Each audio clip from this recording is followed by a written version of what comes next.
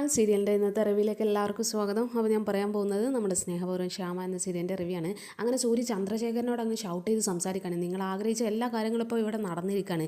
ഈ കണിമംഗലത്തിൻ്റെ പതന അതങ്ങ് തകർന്ന് തരിപ്പടായിരിക്കുകയാണ്. എന്നിട്ട് വലിയ രക്ഷകനെ പോലെ ഇവിടെ വന്നിട്ട് ഞങ്ങളെ അങ്ങ് സംരക്ഷിച്ചു എന്നുള്ള ആ ഒരു ക്രെഡിറ്റ് അങ്ങ് എടുക്കണം എന്നുണ്ടെങ്കിൽ അത് എന്നെ കൊണ്ട് കിട്ടില്ല. എനിക്ക് നിങ്ങളെ അങ്ങ് ബഹുമാനിച്ച് നിൽക്കാൻ പറ്റില്ല എന്നുള്ള രീതിയിലൊക്കെയാണ് എന്തായാലും സൂര്യ അവരോട് അങ്ങ് സംസാരിക്കുന്നത്. പക്ഷേ അത് സേറക്കും ഈ ചന്ദ്രശേഖരനൊന്നും എന്തായാലും ഒട്ടും ഇഷ്ടപ്പെടുന്നില്ല.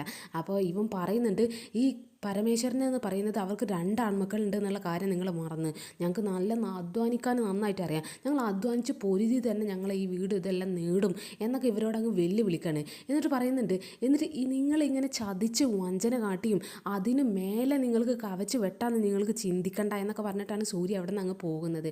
അപ്പോൾ ഇവൻ പോയി കഴിഞ്ഞതിന് ശേഷം ചന്ദ്രശേഖരൻ മെല്ലെ ഈ സേറിനോടൊരു സോറി പറയാണ്. ക്ഷമിക്കണം, അവൻ്റെ ആവേശത്തിൽ അങ്ങ് സംസാരിക്കുന്നതാണ്, ഒന്നും വിചാരിക്കരുത് എന്നൊക്കെ ഇങ്ങനെ ഈ സേറിനോട് പറയാണ്. അപ്പോൾ സേറ പറയുന്നുണ്ട്, ഞാൻ അതൊന്നും ഒന്നും കാര്യമാക്കിയിട്ട് തന്നെയല്ല, ഞാൻ പറഞ്ഞ വാക്കിന് നല്ല കാര്യമാക്കുന്നുണ്ടെങ്കിൽ അവനിപ്പോൾ ജീവനോടെ അവിടെ നിന്ന് പോകില്ലായിരുന്നു എന്നൊക്കെ ഈ സേറ അങ്ങ് പറയാണ്.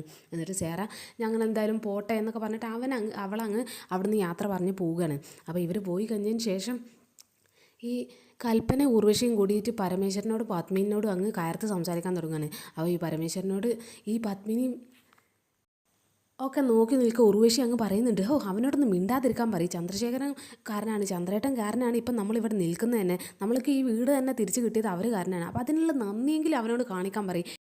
ഇങ്ങനെ ബഹുമാനമൊന്നും ഇല്ലാതെ ഇവിടെ നിന്ന് പെരുമാറിയാൽ ഇവിടെ നിന്ന് ഇറക്കി വിടും എന്നുള്ള ആ ഒരു ടോണിലാണ് എന്തായാലും ഈ ഉർവശി അങ്ങ് സംസാരിക്കുന്നത്. അപ്പോൾ കൽപ്പന പറയുന്നുണ്ട്, നമ്മളിവിടെ അവരുടെ ഒരു കാരുണ്യത്തിലാണ്, ചെറിയച്ഛൻ്റെ ഒരു കാരുണ്യത്തിലാണ് നമ്മളിപ്പോൾ നിൽക്കുന്നത്. അവർ നമ്മളെയും കൂടി പുറത്താക്കിയിട്ടില്ലെങ്കിൽ അതൊരു ഭാഗ്യം എന്നാണ് കരുതേണ്ടത്. അല്ലെങ്കിൽ പിന്നെ വരുണിനെയും രാധികനെയും പുറത്താക്കിയ പോലെ നമ്മളെയും കൂടി പുറത്താക്കും. അതുകൊണ്ട് മിണ്ടാതെ നിന്ന് ഇവിടെ ഒന്ന് അഡ്ജസ്റ്റ് ചെയ്ത് നിൽക്കാൻ പറ എന്നൊക്കെ ഇങ്ങനെ ഈ അച്ഛനോടും അമ്മനോടുമാണ് ഈ കൽപ്പന അങ്ങ് സംസാരിക്കുന്നത്. അപ്പോൾ ഇവർക്ക് 2 പേർക്കും ഇങ്ങനെ ഇവരുടെ വാക്കിലുള്ളതൊക്കെ കേട്ട് ഇവിടെ നിൽക്കേണ്ട ഗതിയാണ് എന്നുള്ള രീതിയിൽ അവർ മിണ്ടാതെ അങ്ങ് നിൽക്കുകയാണ്. കാരണം അവർക്ക് വേറെ പോകാനൊന്നൊരു ഇട ഇല്ലാത്തതുകൊണ്ട് തന്നെ അവരവിടെ തന്നെ മിണ്ടാതെ ഇവർ പറയുന്നതൊക്കെ കേട്ട് അങ്ങ് നിൽക്കുന്നൊക്കെ ഉണ്ട്. വരുണും രാധികയും പിന്നെ അവിടെ അങ്ങനെ ഒരു വഴിവക്കിൽ അങ്ങ് ഇരുന്ന് സംസാരിക്കുകയാണ്. അവളോട് ഇങ്ങനെ സംസാരിക്കുന്നുണ്ട്, എന്തായാലും നമ്മളിങ്ങനെ ഒരു ഗതിയിൽ എത്തിയല്ലോ എന്നുള്ള രീതിയിലൊക്കെയാണ് സംസാരിക്കുന്നത്.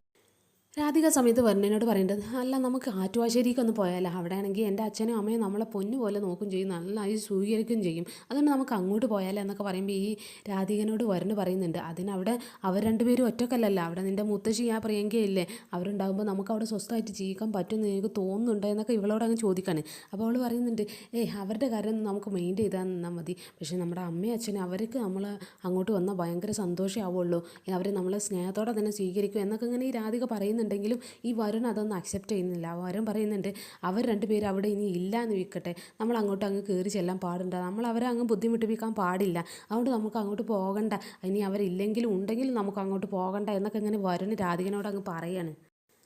പിന്നെ വരുണ് സമ്മതിക്കാത്തതുകൊണ്ട് രാധിക പിന്നെ ഒന്നും മിണ്ടുന്നില്ല. വരുൺ പറയുന്നുണ്ട്, നമുക്ക് USA പോയാലോ എന്നൊക്കെ ഇങ്ങനെ ഇവളോട് പറയുന്നത്. അപ്പോൾ ഇവൾ പറയുന്നുണ്ട്, വരുണ് മാത്രം പോയാൽ പോട്ടെ, ഞാനും കൂടി പോരണോ, എന്നെ കൂടി ഒരു ബാധ്യതയായിട്ട് നീ കൊണ്ടുപോകണോ, ഞാനിവിടെ നിന്നോളാം, ഇവിടുത്തെ ഈ പ്രശ്നങ്ങളൊക്കെ പരിഹരിക്കണ്ടേ എന്നൊക്കെ ഇങ്ങനെ ഇവൾ പറയുന്നുണ്ടെങ്കിലും വരുണ് പറയുന്നുണ്ട്, നിന്നെ ഒരു ബാധ്യതയായിട്ട് എനിക്ക് തോന്നിയിട്ടേ ഇല്ലേ, അതുകൊണ്ട് ഞാൻ അങ്ങനെ ഒന്നും ചിന്തിച്ചിട്ട് പോലും ഇല്ല എന്നൊക്കെ ഇവനോട് ഇങ്ങനെ പറയുന്നത്. അപ്പോൾ ഇവളും പറയുന്നുണ്ട്, എൻ്റെ ഫ്രണ്ട്സ് ഉണ്ട് കുറച്ച് പേര്, അവരോട് ഞാൻ ഈ വിസയും കാര്യങ്ങളൊക്കെ ഒന്ന് റെഡിയാക്കാൻ പറയാം, എന്നിട്ട് നമുക്ക് USA പോവാം.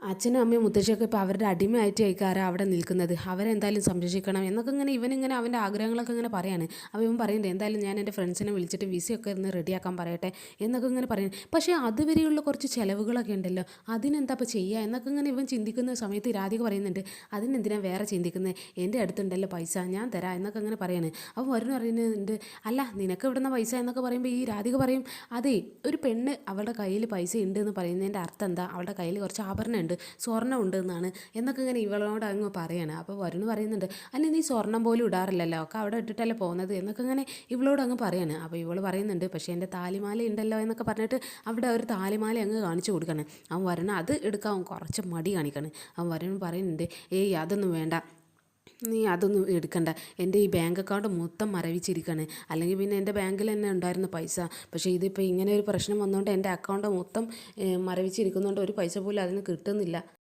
നമുക്ക് മറ്റെന്തെങ്കിലുമൊക്കെ മാർഗ്ഗം നോക്കാതെ അവിടെ നിന്നോട്ടെ എന്നൊക്കെ ഇങ്ങനെ ഇവളോട് പറയുകയാണെങ്കിൽ പക്ഷേ ഇവൾ സമ്മതിക്കുന്നില്ല. വേണ്ട, ഞാൻ ഇതിൻ്റെ ഈ താലിൻ്റെ ഈ ലോക്കറ്റ് എടുത്തിട്ട് ഞാൻ വേറൊരു ചിരട്ടിലിട്ട് കെട്ടിക്കോളാം. പക്ഷേ ഈ താലി നിങ്ങൾ ഇപ്പോൾ വിറ്റോളൂ, അല്ലെങ്കിൽ പണയം വെക്കുക, എന്തെങ്കിലുമൊക്കെ ചെയ്തോളൂ, എന്നിട്ട് നമുക്ക് ആ ഒരു പണം ഉപയോഗിക്കാമല്ലോ എന്നൊക്കെ ഇങ്ങനെ ഇവനോട് പറയണം. ഇവനോട് ആദ്യം സമ്മതിക്കുന്നില്ലെങ്കിലും അവസാനം ഇവൻ അങ്ങ് സമ്മതിക്കാണ്. കാരണം വേറെ മാർഗ്ഗങ്ങളൊന്നും ഇല്ലാത്തതുകൊണ്ട് തന്നെ. അപ്പോൾ ഇവൻ പറയുന്നുണ്ട്, എനിക്കിതെടുക്കാൻ വലിയ താല്പര്യമൊന്നുമില്ലെങ്കിലും വേറെ വഴിയില്ലാത്തതുകൊണ്ടാണ് എന്നൊക്കെ ഇങ്ങനെ പറഞ്ഞിട്ട് അവൾ ഇങ്ങനെ ആ മാല അവൻ്റെ കയ്യിൽ അങ്ങ് ഊരി കൊടുക്കുന്നൊക്കെ ഉണ്ട്. അപ്പോൾ ഇവൻ ആ ഒരു മാല ഊരി കൊടുത്തിട്ട് ആ ലോക്കറ്റ് അയച്ചിട്ട് ആ ഒരു ചെയിന് മാത്രം എടുത്ത് കൊണ്ടുപോകാൻ പറയാണ്. അപ്പോൾ അവന് ലോക്കറ്റ് അയച്ചിട്ട് അത് അവൾക്ക് അങ്ങ് തിരിച്ചു കൊടുക്കുകയാണ്. നമുക്കെന്തായാലും ഇതൊരു ജ്വല്ലറി പോയി വിൽക്കാം എന്നൊക്കെ ഇങ്ങനെ തീരുമാനിച്ച് അവർ രണ്ടുപേരും അവിടെ നിന്ന് അങ്ങ് നടന്ന് നീങ്ങാൻ നിൽക്കുന്ന സമയത്തൊക്കെ ഇത് ഗൗതം കാണാണ്. അപ്പോൾ ഗൗതം ഇവരവിടെ നിൽക്കുന്നതൊക്കെ കാണുന്നുണ്ട്. അപ്പോൾ ഗൗതം ഇങ്ങനെ ചിന്തിച്ചിരിക്കുന്നുണ്ട്, ഇവർക്ക് ഇനി അടുത്ത പണി എന്താ കൊടുക്കുക എന്നൊക്കെ വിചാരിച്ചിട്ടായിരിക്കും ഇവനിങ്ങനെ നോക്കി കാണുന്നൊക്കെ ഉണ്ട്. എന്നിട്ട് ഇവരിങ്ങനെ നടന്നു പോകുന്ന സമയത്ത് ഗൗതം അവൻ്റെ കാറിൽ അവൻ്റെ ആ ഒരു വണ്ടിയിൽ പിറകിൽ ഇങ്ങനെ മെല്ലെ മെല്ലെ ഇങ്ങനെ അവരെ ഫോളോ ചെയ്തുകൊണ്ടിരിക്കുകയാണ്. അപ്പം തന്നെ ഈ വരുണിൻ്റെ രാധികയ്ക്ക് ഒരു സംശയം കൊടുക്കുന്നുണ്ട്, ആരോ നമ്മളെ ഫോളോ ചെയ്യുന്നുണ്ടെന്ന്. അപ്പം വരുൺ പറയുന്നുണ്ട്, ഈ കാറ് കുറേ നേരമായി നമ്മളെ പിറകിൽ തന്നെ നിൽക്കുന്നുണ്ട്. അപ്പോൾ അത് ആരാണാവും നമ്മൾ ഫോളോ ചെയ്യാനെന്നാണ് തോന്നുന്നത്, എന്തായാലും ഒന്ന് സൂക്ഷിച്ചോ എന്നൊക്കെ ഇങ്ങനെ ഈ രാധികനോട് പറയുമ്പോൾ രാധിക പറയണ്ടേ, ഏയ് അത് വേണമെങ്കിൽ എന്തെങ്കിലുമൊക്കെ വണ്ടി ഏടായിട്ടൊക്കെ വേണമെങ്കിൽ ആയിരിക്കും, അങ്ങനെ സ്റ്റക്കായി നിൽക്കായിരിക്കും എന്നൊക്കെ ഇങ്ങനെ ഈ അത് സമ്മതിക്കുന്നൊന്നുമില്ല. അപ്പോൾ വരുണിൻ്റെ മുന്നിലൂടെ ആ കാർ പെട്ടെന്ന് അങ്ങ് കയറി പോവുകയാണ്. പക്ഷേ അത് നമ്മുടെ ഗൗതമായിരിക്കും. ഗൗതം ഇങ്ങനെ ഇവരെ വീക്ഷിച്ചുകൊണ്ടിരിക്കുകയാണ്. അപ്പോൾ ഇവൻ അങ്ങ് കയറി പോകുന്നൊക്കെ ഉണ്ട്. അപ്പോൾ വരുണ് പറയുന്നുണ്ട്, ഞാൻ എന്നോട് മുന്നേ പറഞ്ഞിട്ടുണ്ടായിരുന്നു, അന്ന് നമ്മൾ ആ ഹോട്ടലിൽ പോയ സമയത്തും ഇങ്ങനെ ഒരു കാർ ഫോളോ ചെയ്യുന്നുണ്ട് എന്നൊക്കെ പറഞ്ഞപ്പോൾ നീ എന്താ പറഞ്ഞത്, ഏയ് അത് നമ്മുടെ തോന്നലായിരിക്കും എന്നല്ലേ, എന്നിട്ട് എന്തൊക്കെ സംഭവിച്ചത്, അതാണ് ഞാൻ പറഞ്ഞത്, ഇതും അതുപോലെ തന്നെ എന്തോ ഒരു പണിയാണെന്ന് തോന്നുന്നുണ്ട് എന്നൊക്കെ ഇങ്ങനെ ഈ വരുൺ ഇങ്ങനെ പറയുന്നുണ്ട് രാധികനോട്. ആറ്റുവാശ്ശേരിയിലാണെങ്കിൽ സുകുമാരി മുത്തശ്ശിയുടെയും പ്രിയങ്കയുടെയും ഷോ ഓഫാണ് നടന്നുകൊണ്ടിരിക്കുന്നത്. അപ്പോൾ ഇവരുടെ ഇങ്ങനെ ആ മാറ്റി ഒരുങ്ങി ഇങ്ങനെ ഇറങ്ങി പോകുന്നതും കയറി വരുന്നതൊക്കെ ഇങ്ങനെ നോക്കി കാണാനാണ് നമ്മുടെ ദേവനും യശോദയും കൂടിയിട്ട്. അപ്പോൾ ഇവരിങ്ങനെ കയറി വരുന്നുണ്ട്, നല്ല സാരിയൊക്കെ എടുത്തിട്ടാണ് നമ്മുടെ മുത്തശ്ശി അങ്ങ് കയറി വരുന്നത്. അപ്പോൾ ഈ ദേവൻ പറയുന്നുണ്ട്, ഇനി അടുത്ത പരിപാടി എന്താണാവുക, ആളുകളെ ഇടയിൽ ഇങ്ങനെ നാണം കെടുത്തിക്കൊണ്ടിരിക്കാൻ എന്നൊക്കെ ഇങ്ങനെ ദേവൻ ഇങ്ങനെ ഇവരോട് അങ്ങ് ഷൗട്ട് ചെയ്ത് സംസാരിക്കുകയാണ്. അപ്പോൾ സുകുമാരി മുത്തശ്ശി പറയുന്നുണ്ട്, അയ്യോ ഇനി നീ ഇങ്ങനെ നാണം കെടേണ്ട ആവശ്യമില്ല, കാരണം ഞങ്ങളവിടെ ഓഫീസിലെത്തിയപ്പോഴാണ് ഞങ്ങളൊരു ഫ്ലാറ്റ് എടുക്കാനുള്ള തീരുമാനത്തിലെത്തിയത്. അങ്ങനെ ഞങ്ങളൊരു ഫ്ലാറ്റ് എടുത്തിട്ടുണ്ട്. എന്താ മോളെ ഫ്ലാറ്റിൻ്റെ പേര് എന്നൊക്കെ പറഞ്ഞിട്ട് അവളോട് പേരൊക്കെ ചോദിക്കുന്നുണ്ട്. ആ ഫ്ലാറ്റിൻ്റെ 10ാം നിലയിൽ ഞങ്ങളൊരു റൂം എടുത്തിട്ടുണ്ട്, ഞങ്ങളൊരു ഫ്ലാറ്റ് അങ്ങ് വാങ്ങിച്ചു, എത്ര കോടിയാണ് മോളെ എന്നൊക്കെ ഇങ്ങനെ പറഞ്ഞിട്ട് അവർ ഭയങ്കരമായിട്ട് അങ്ങ് വളർന്നു എന്നുള്ള രീതി ഇവർക്ക് കാണിച്ചു കൊടുക്കാൻ വേണ്ടിയിട്ടാണ് ആ ഒരു സംസാരിക്കുന്നത്. അപ്പോൾ ഈ പ്രിയങ്ക പറയുന്നുണ്ട്, 1.5 കോടി എന്നൊക്കെ ഇങ്ങനെ പറയുന്നത്. 1.5 കോടിക്ക് ഞങ്ങൾ അങ്ങ് ഫ്ലാറ്റ് വാങ്ങിച്ചു എന്നൊക്കെ ഇങ്ങനെ ദേവനോട് യശോദനോട് ഈ സുകുമാരി മുത്തശ്ശി അങ്ങ് സംസാരിക്കുകയാണ്. അപ്പോൾ ഇവർ ഇങ്ങനെ ഫ്ലാറ്റോ എന്നൊക്കെ പറഞ്ഞിട്ട് ഇവരിങ്ങനെ ഞെട്ടി നിൽക്കുകയാണ്, ഇവരെന്തൊക്കെ ഈ കാട്ടി കൂട്ടുന്നത് എന്നൊക്കെ ഇങ്ങനെ വിചാരിച്ചിട്ട്. അപ്പോൾ ഈ സുകുമാരി പറയുന്നുണ്ട്, ഇതിൻ്റെ പ്രൊസീജിയർ കാര്യങ്ങളൊക്കെ കഴിഞ്ഞിട്ട് നിങ്ങളോട് പറഞ്ഞാൽ മതി എന്നൊക്കെ വിചാരിച്ചതാണ്, പക്ഷേ ഇപ്പം തന്നെ അങ്ങ് പറയാമെന്ന് വിചാരിച്ചു. ഓഫീസിലിരുന്നപ്പോഴാണ് അതിൻ്റെ എല്ലാ കാര്യങ്ങളും അങ്ങ് ക്ലോസ് ചെയ്തത്. ഇപ്പോൾ അത് ഞങ്ങൾ ആ വീട്ടിലേക്ക് അങ്ങ് താമസം മാറാണ്, ഞങ്ങൾ ഈ വൃത്തികെട്ട നശിച്ച ഈ വീട്ടിൽ നിന്ന് താമസിക്കുന്നില്ല എന്നൊക്കെ ഇങ്ങനെ ഈ സുകുമാരി മുത്തശ്ശി അങ്ങ് പറയുമ്പോൾ യശോദക്ക് അതങ്ങ് കൊള്ളാണ്. കാരണം അവരുടെ വീടിനെ അങ്ങനെ താഴ്ത്തി സംസാരിച്ചാൽ എന്തായാലും യശോദക്ക് അങ്ങ് ഇഷ്ടപ്പെടുന്നില്ല. അപ്പോൾ യശോദ പറയുന്നുണ്ട്, അമ്മയ്ക്ക് എപ്പോഴാണ് ഇതൊരു നശിച്ച വീടായിട്ട് തോന്നിയത് എന്നൊക്കെ അങ്ങനെ അവരോട് തിരിച്ചു ചോദിക്കുകയാണ്.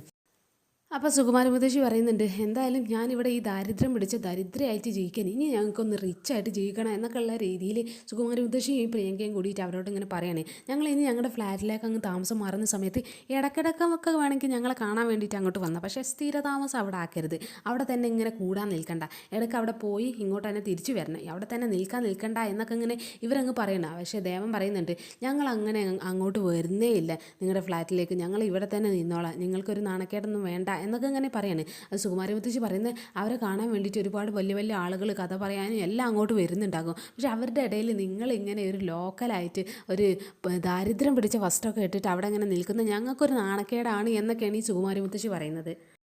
ദേവൻ അപ്പോൾ തന്നെ പറയുന്നുണ്ട്, അങ്ങനെ നാണം കെടുത്താൻ വേണ്ടിയിട്ട് ഞങ്ങൾ അങ്ങോട്ട് വരുന്നേ ഇല്ല, ഞങ്ങൾ ഇവിടെ തന്നെ നിന്നോളാം എന്നൊക്കെ ഇങ്ങനെ ഈ സുകുമാരി മുത്തശ്ശിനോട് തിരിച്ചും പറയാണ്. അപ്പോൾ ഇവർ പറയുന്നുണ്ട്, എന്താ ശരി, ഞങ്ങൾ എന്തായാലും അങ്ങോട്ട് പോവുകയാണ്, ഇടയ്ക്കിടയ്ക്ക് കാണാൻ ആഗ്രഹമൊക്കെ തോന്നുന്ന സമയത്തൊക്കെ വന്ന് അങ്ങ് പോന്നാൽ മതി എന്നൊക്കെ ഇങ്ങനെ പറഞ്ഞിട്ട് ഇവർ രണ്ടുപേരും അവിടെ നിന്ന് അങ്ങ് പോവുകയാണ്. ആറ്റുവാശ്ശേരിക്ക് ആ 2 ശല്യങ്ങളും തീർന്ന് കിട്ടിയെന്നൊക്കെ നമുക്ക് വിചാരിക്കാം. ഇനി ഏത് സമയത്താണോ ആ പൈസയും കഴിഞ്ഞ് അങ്ങോട്ട് തന്നെ തിരിച്ച് വരുന്നത് എന്നൊക്കെ നമുക്ക് കാത്തിരുന്ന് കാണാം. അതെന്തായാലും യശോദ പറയുന്നുണ്ട് അവരുടെ കയ്യിലുള്ള ആ പൈസ കൊണ്ടാണ് അവരിങ്ങനെ ഷോ ഓഫ് കാണിക്കുന്നത് എന്നൊക്കെ. അദ്ദേഹം പറയുന്നുണ്ട് അവരുടെ കയ്യിലുള്ള പൈസ മുന്നേ അവർക്ക് കുറച്ച് കിട്ടിയിരുന്നു. അപ്പോൾ അതൊക്കെ എന്തായിരുന്നു അവസ്ഥ എന്നൊക്കെ ആലോചിച്ച് നോക്ക്. അതൊക്കെ അവർ നശിപ്പിച്ച് കളഞ്ഞിട്ടേ ഉള്ളൂ. ഇപ്പോൾ ഈ പ്രാവശ്യം കുറച്ച് കൂടുതൽ കിട്ടിയിട്ടുണ്ട്. അതെന്തായാലും നശിച്ച് കളയാൻ തന്നെയാണ് ചാൻസ്. അതൊക്കെ കഴിഞ്ഞിട്ട് അവർ ഇങ്ങോട്ട് തന്നെ തിരിച്ചു വരും എന്നൊക്കെയാണ് ദേവൻ എന്തായാലും യശോദനോട് പറയുന്നത്. വരുണും രാധിക എന്തായാലും ആ ജ്വല്ലറിക്ക് അങ്ങനെ ആ ഒരു സ്വർണം വിൽക്കാൻ വേണ്ടിയിട്ട് അങ്ങ് പോവുകയാണ്. ആ സമയത്താണ് നമ്മുടെ സൂര്യ അവർക്ക് അങ്ങ് വിളിക്കുന്നത്. അപ്പം വിളിക്കുന്ന സമയത്ത് ഇവൻ ഫോൺ എടുക്കുന്നുണ്ട്. അപ്പോൾ എന്താ ഏട്ടാ എന്നൊക്കെ പറഞ്ഞിട്ട് അവൻ ഫോൺ എടുത്ത് സംസാരിക്കുകയാണ്. അപ്പോൾ ഇവനോട് ചോദിക്കുന്നുണ്ട്, അല്ല വരുണേ നീ എവിടെയാണ് എന്നൊക്കെ അങ്ങനെ ചോദിക്കുകയാണ്. അപ്പോൾ വരുണ് പറയുന്നുണ്ട്, ഞങ്ങളിവിടെ ഇവിടെ അടുത്ത് തന്നെ ഉണ്ട് ഏട്ടാ എന്നൊക്കെ പറയുമ്പോൾ സ്ഥലം പറയാണ്. കറക്റ്റ് ലൊക്കേഷൻ എവിടെ എന്നൊക്കെ ഇവനോട് അങ്ങ് ചോദിക്കുന്നുണ്ട്. അപ്പോൾ ഇവനൊരു ജ്വല്ലറിയുടെ അടുത്ത് അങ്ങ് പറയുന്നുണ്ട്, ഞങ്ങൾ ഈ ജ്വല്ലറിയുടെ അടുത്ത് തന്നെ ഉണ്ട് എന്നൊക്കെ അങ്ങനെ പറയുന്നത്. അപ്പോൾ സൂര്യ പറയുന്നുണ്ട്, എന്നാൽ നിങ്ങൾ രണ്ടുപേരും അവിടെ തന്നെ നിൽക്കും, ഞാനിപ്പോൾ അങ്ങോട്ട് വരാം എന്നൊക്കെ പറയുമ്പോൾ സൂര്യനോട് ഈ വരുൺ പറയുന്നത്, ഏട്ടൻ ഇങ്ങനെ ബുദ്ധിമുട്ടി ഇങ്ങോട്ട് വരുമൊന്നും വേണ്ട എന്നൊക്കെ ഇങ്ങനെ പറയുമ്പോൾ സൂര്യ പറയുന്നുണ്ട്, ഞാനിവിടെ അടുത്ത് തന്നെ ഉണ്ട്, അതുകൊണ്ടാണ് ഞാൻ പറഞ്ഞത് ഞാനിപ്പോൾ അങ്ങോട്ട് എത്താം എന്നൊക്കെ പറയാണ്. അപ്പം ഈ രാധിക ചോദിക്കുന്നുണ്ട് ആരാ ഫോണിൽ എന്താ പറഞ്ഞതെന്നൊക്കെ അങ്ങനെ ചോദിക്കുമ്പോൾ ഇവന് പറഞ്ഞു കൊടുക്കുന്നുണ്ട്, അത് സൂര്യനെ ഏട്ടനാണ്, ഏട്ടന് ഇപ്പോൾ ഇങ്ങോട്ട് വരാമെന്ന് പറഞ്ഞിട്ടുണ്ട് എന്നൊക്കെ ഇങ്ങനെ പറയാണ്. അപ്പോൾ ഇവനിപ്പോൾ ആ സമയത്ത് തന്നെ ഈ സൂര്യ അവരുടെ അടുത്തേക്ക് തന്നെ എത്തുന്നുണ്ട്. അപ്പോൾ സൂര്യ ഇങ്ങനെ പറയുന്നുണ്ട്, അല്ല നിങ്ങളുടെ പ്ലാൻ എന്താണ് എന്നൊക്കെ ഇങ്ങനെ ഇവരോട് ചോദിക്കുകയാണ്. ഞാൻ വീട്ടിലേക്ക് പോയപ്പോഴാണ് കാര്യങ്ങളൊക്കെ അറിഞ്ഞത്. ഞാൻ എങ്ങനെയെങ്കിലും ആ ബാങ്കിൽ നിന്ന് ജപ്തി ഒന്ന് നീട്ടി കിട്ടുമെന്നൊക്കെ വിചാരിച്ചിട്ട് ബാങ്ക് പോയ സമയത്താണ് അവിടെയുള്ള എല്ലാ സംഭവങ്ങളൊക്കെ കഴിഞ്ഞ് നീ അതൊക്കെ വീടൊക്കെ ഉപയോഗിച്ച് ഇങ്ങോട്ട് ഇറങ്ങിയല്ലേ എന്നൊക്കെ ഇങ്ങനെ ഇവനോട് ചോദിക്കുകയാണ്. അപ്പോൾ ഇവൻ പറയുന്നുണ്ട്, അങ്ങനെ ഇറങ്ങേണ്ടി വന്നു എന്നൊക്കെ ഇങ്ങനെ ഇവൻ പറയാണ്. സൂര്യ പറയുന്നുണ്ട്, എല്ലാം ചെറിയച്ഛൻ്റെ കളിയാണ്, ചെറിയച്ഛൻ കാരനാണ് അങ്ങനെയൊക്കെ സംഭവിച്ചത്, എന്നിട്ട് അവിടെ ഇരുന്ന് അങ്ങനെ അഭിനയിക്കുകയാണ് എന്നൊക്കെ ഇങ്ങനെ ഇവനോടൊക്കെ പറയാണ്. എന്നിട്ട് ഇവനോട് ചോദിക്കുന്നുണ്ട്, ഇനി അടുത്ത പ്ലാൻ എന്താണ്, ഇനി എന്താ അവിടെ നിന്ന് ചെയ്യാൻ പോകുന്നത് എന്നൊക്കെ ഇവനോട് അങ്ങ് ചോദിച്ചറിയാണ്. അപ്പോൾ ഇവൻ പറയുന്നുണ്ട്, ഇവളുടെ ഒരു താലിമാലയുണ്ട്, അത് അങ്ങ് വിറ്റിട്ട് കുറച്ച് ചിലവിനുള്ള ആവശ്യങ്ങൾക്കൊക്കെ അത് ഉപയോഗിക്കാമെന്ന് വിചാരിച്ചു. പിന്നെ ഞങ്ങൾ രണ്ടുപേരും USA പോകാൻ നിൽക്കും, എൻ്റെ ഫ്രണ്ട്സിനോട് എന്തായാലും വിസയുടെ കാര്യങ്ങളൊക്കെ നോക്കാൻ പറയണം എന്നൊക്കെ ഇങ്ങനെ ഈ സൂര്യനോട് അങ്ങ് പറയുമ്പോൾ സൂര്യ അതൊക്കെ എതിർക്കുകയാണ്. എന്തിനാണ് അങ്ങനെയൊക്കെ ചെയ്യുന്നത്, അതിൻ്റെ ഒന്നും ആവശ്യമില്ല, നീ ഈ പണയം വെക്കും വേണ്ട, ഈ സ്വർണ്ണമൊന്നും വിൽക്കേണ്ട ആവശ്യമില്ല എന്നൊക്കെ ഇങ്ങനെ ഇവനോട് പറയണേ. എൻ്റെ അക്കൗണ്ടിൽ കുറച്ച് പൈസ ഉണ്ട്, ഞാൻ അത് നിങ്ങളുടെ ആവശ്യത്തിന് തരാം, എനിക്ക് എപ്പോൾ എന്ത് പണത്തിന് ആവശ്യം ഉണ്ടെങ്കിലും നീ എന്നോട് ചോദിച്ചാൽ മതി, ഇങ്ങനെയുള്ള കാര്യമൊന്നും ചെയ്യേണ്ട എന്നൊക്കെ ഇവനോട് പറയാണ്. പക്ഷെ വരുണ് പറയുന്നുണ്ട്, വേണ്ട ഏട്ടാ, ആ ഒരു പണം അത് നിങ്ങൾക്ക് അവിടെ കണിമംഗലത്ത് ആവശ്യം ഉണ്ടാകും, അച്ഛനും അമ്മയൊക്കെ അവിടെ ഉള്ളതല്ലേ, അവർക്ക് എന്തെങ്കിലുമൊക്കെ ആവശ്യം ഉണ്ടെങ്കിൽ അവർക്ക് വേണ്ടി അത് ഉപയോഗിച്ചാൽ മതി, ഞങ്ങൾ ഈ ഒരു സ്വർണം വിറ്റിട്ട് ഞങ്ങളുടെ ഇപ്പോഴത്തെ ആവശ്യങ്ങളൊക്കെ നിറവേറ്റിക്കോളാം എന്നൊക്കെ ഇങ്ങനെ ഇവനോട് അങ്ങ് പറയുന്നു. പക്ഷേ സൂര്യ അത് സമ്മതിക്കുന്നൊന്നുമില്ല, വേണ്ട ഇത് ഞാൻ നിനക്ക് തന്നെ തരാം എന്നൊക്കെ പറയുമ്പോൾ സൂര്യ പറയുന്നുണ്ട്, എല്ലാ കാര്യത്തിനും ചെറിയച്ഛനെ എങ്ങനെ കാല് പിടിച്ച് അവരോട് ഓച്ചാനിച്ച് നിൽക്കേണ്ട ആവശ്യമില്ലല്ലോ എന്നൊക്കെ ഇങ്ങനെ പറയാണ്. കാരണം അവരെ സംരക്ഷണത്തിലാണല്ലോ ഇപ്പം അച്ഛനും അമ്മയും. അപ്പോൾ അവരുടെ ആ ഒരു സംരക്ഷണത്തിൽ തന്നെ നിൽക്കുമ്പോൾ നമ്മൾ എപ്പോഴും ഇങ്ങനെ അവരോട് ഇങ്ങനെ പൈസ ചോദിക്കേണ്ട ആവശ്യം ആ ഒരു ഗതി വരണ്ടല്ലോ എന്നൊക്കെ ഇങ്ങനെ ഈ സൂര്യനോട് പറയണം. അപ്പോൾ സൂര്യ പറയാണ്, എല്ലാം ചെറിയച്ഛൻ കാരനാണ് എന്ന് വിചാരിച്ച് അവരുടെ സംരക്ഷണത്തിലാണ് നിൽക്കുന്നതെന്നൊക്കെ വിചാരിച്ച് അവരങ്ങനെ ഓച്ചാനിച്ച് നിൽക്കേണ്ട ആവശ്യമൊന്നുമില്ലല്ലോ എന്നൊക്കെ ഇവരോട് അങ്ങ് തിരിച്ച് പറയണം. അപ്പോൾ ഈ രാധികയും പറയുന്നുണ്ട്, ഏട്ടനെ എന്തായാലും അവരുടെ അടുത്ത എല്ലാ അച്ഛനും അമ്മയും അപ്പോൾ ഒന്ന് ബഹുമാനിച്ച് നിന്നാൽ മതി എന്നൊക്കെ ഇങ്ങനെ ഈ രാധിക അവരോട് പറയുന്നുണ്ട്. പിന്നെ ഏട്ടൻ്റെ അനിയത്തിക്കുട്ടി എന്തായാലും മുഖം കറുപ്പിച്ച് ഇങ്ങനെ മാറി നിൽക്കൊന്നുമില്ല, പൈസ തരാത്തതുകൊണ്ട് അല്ലെങ്കിൽ പൈസ വാങ്ങാത്തതുകൊണ്ട്, അങ്ങനെയുള്ളൊരു ചിന്താഗതിയൊന്നും എന്തായാലും ഏട്ടന് വേണ്ട, ഏട്ടൻ്റെ കയ്യിലുള്ള പൈസ ഏട്ടൻ തന്നെ വെച്ചോ എന്നൊക്കെ ഇവരങ്ങ് സമ്മതിക്കുന്നില്ല എന്തായാലും സൂര്യയുടെ കയ്യിലുള്ള ആ ഒരു പൈസ വാങ്ങാൻ വേണ്ടിയിട്ട്. അപ്പോൾ ഇവർ പറയുന്നുണ്ട്, ഞങ്ങളെന്തായാലും ഈ സ്വർണം വിറ്റിട്ട് ഞങ്ങൾ ആവശ്യങ്ങളൊക്കെ ഇതാക്കിക്കോളാം എന്നൊക്കെ ഇങ്ങനെ പറയാണ് സൂര്യൻ. അപ്പോൾ സൂര്യ ഓക്കെ എന്നൊക്കെ പറഞ്ഞിട്ട് അവസാനം അങ്ങ് സമ്മതിക്കുന്നൊക്കെ ഉണ്ട്. അങ്ങനെ പിന്നെ പരമേശ്വരന് നമ്മുടെ ദേവനെ അങ്ങ് വിളിക്കുന്നൊക്കെ ഉണ്ട്. ദേവന് കാര്യങ്ങളൊന്നും അറിഞ്ഞിട്ടില്ല. അവൻ ദേവൻ വിളിക്കുന്ന സമയത്ത് തന്നെ പറയുന്നുണ്ട്, ഞങ്ങൾ ആറ്റുവാശ്ശേരിയിൽ നിന്ന് കണിമംഗലത്തേക്ക് വരണം എന്നിങ്ങനെ വിചാരിച്ച് നിൽക്കണേ, പിന്നെ ഈ പ്രിയങ്ക അവിടെ കാണിച്ചു കൂട്ടിയ കാര്യങ്ങളൊക്കെ കൊണ്ട് നാണക്കേട് കൊണ്ടാണ് ഞങ്ങൾക്ക് വരാൻ മടി എന്നൊക്കെ ഇങ്ങനെ പറയുമ്പോൾ ഈ പരമേശ്വരൻ പറയുന്നുണ്ട്, അതിനൊരു നാണക്കേട് വിചാരിക്കേണ്ട, അവൾ എന്ന് പറയുന്നത് അവൾ ആ ഒരു പൈസ കൊണ്ട് അവളുടെ ആ ഒരു ബാധ്യത ഒക്കെ തീർത്തിട്ട് അവൾ ഇവിടുന്ന് ഇറങ്ങിപ്പോയതാണ്, അതിന് എനിക്ക് യാതൊരു പരാതിയില്ല, പക്ഷേ ഇവിടെ വേറെ പ്രശ്നങ്ങളൊക്കെ ഉണ്ടായി എന്നൊക്കെ ഇങ്ങനെ പറയാണ്. അപ്പോൾ ഈ ദേവൻ പറയുന്നുണ്ട്, എന്ത് പ്രശ്നങ്ങൾ എന്നൊക്കെ ഇങ്ങനെ ഇവരോട് ചോദിക്കുകയാണ്. അപ്പോൾ ഇവർ കാര്യങ്ങളെല്ലാം പറയാണ്. അങ്ങനെ കണിമംഗലം ജപ്തി ചെയ്യാൻ വന്നത് ഈ പരമേശ്വരന് അവിടുന്ന് ഇറങ്ങാൻ വേണ്ടി നിൽക്കുന്ന കാര്യങ്ങളും ചന്ദ്രശേഖരൻ വന്ന് രക്ഷപ്പെടുത്തിയതും അവർ പണം കൊടുത്ത് ഇപ്പോൾ അവിടെ നിന്നതും, പക്ഷേ ചന്ദ്രശേഖരന് ഈ വരുണിനെ രാധികനെയും ഇവിടുന്ന് പുറത്താക്കിയ കാര്യങ്ങളെല്ലാം ഇവരോട് അങ്ങ് പറയാണ്.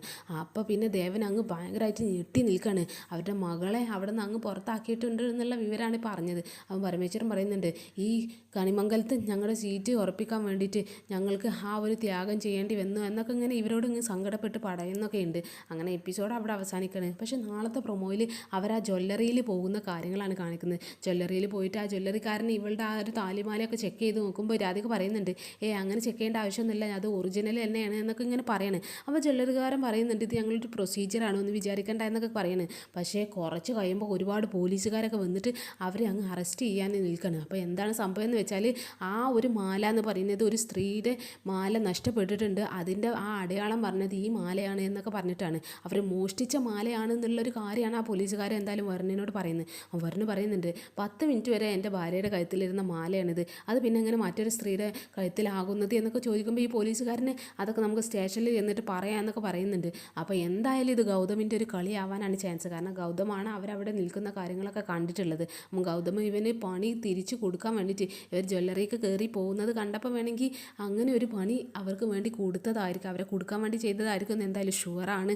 എന്തായാലും അടുത്ത എപ്പിസോഡിൽ എന്താ സംഭവിക്കുന്നതെന്നൊക്കെ നമുക്ക് കാത്തിരുന്ന് തന്നെ കാണാം. ഇത് ഗൗതമിൻ്റെ കളി തന്നെയാണോ എന്നൊക്കെ നമുക്ക് നോക്കാം. ഓക്കെ, ഇന്നത്തെ എപ്പിസോഡ് ഇവിടെ അവസാനിച്ചിരിക്കുകയാണ് ഗൈസ്. അപ്പോൾ ഓക്കെ, ബൈ.